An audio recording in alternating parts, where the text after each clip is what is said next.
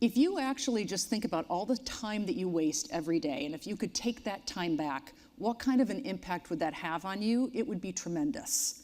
So here I was at Citigroup yesterday in New York City, and I was giving a presentation to their 1,000 new MDs all around the world. And they're a really hard-hitting group of people.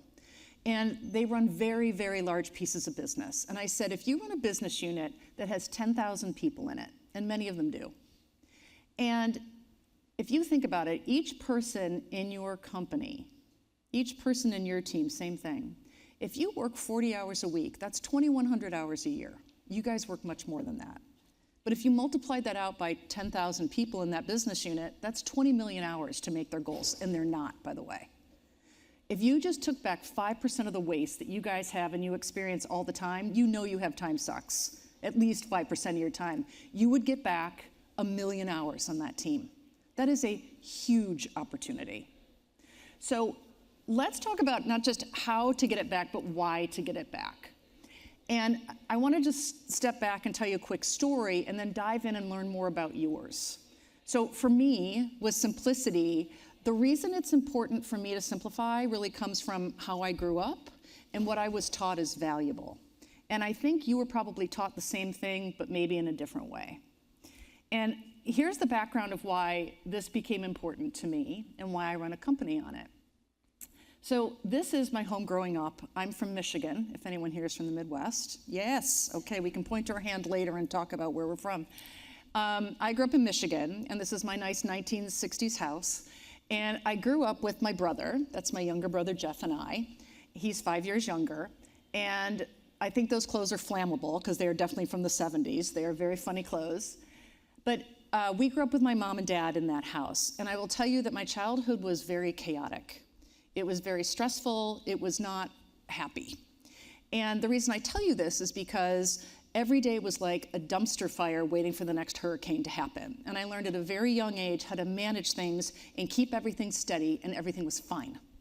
And I became very proud of that. That became my badge of honor. And just to kind of put a finer point on it, my dad, he was a very volatile guy, and he never had a job, ever.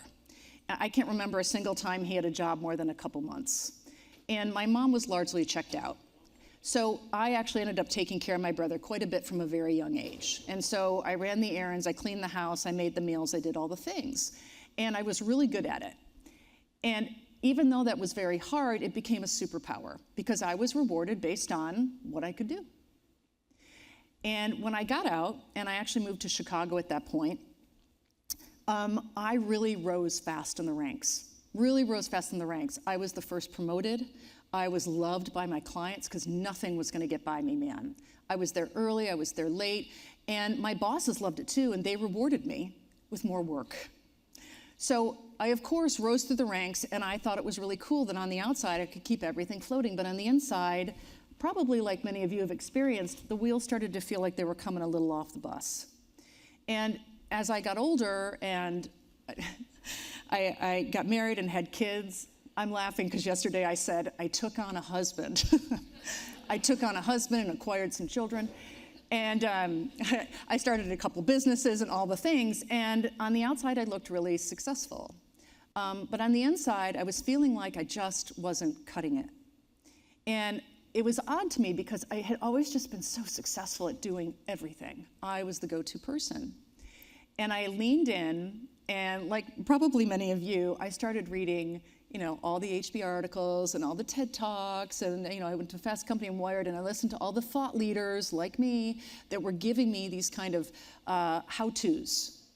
And here was the advice that I got on how to better organize my life. I needed to get up earlier. I don't know when that was going to happen. I was already getting up at 5. I needed to be better organized, right? I needed a better to-do list. I needed to definitely get everything planned on Sunday, because if you do that and you have everything ready to go for the week, especially with kids, nothing bad is going to happen. It'll all go to plan. And so, I quickly learned that this was BS. And, the way I like to say it is, no amount of to-do listing was going to help me spreadsheet my way out of this thing. And it didn't matter if I color-coded my calendar, and it didn't matter, how I was planning my time, because this wasn't about time management, because there wasn't enough time.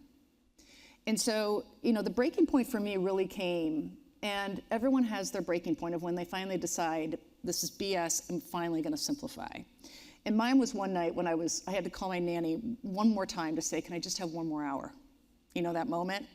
And, she just kind of sighed and said, okay, because she was used to it.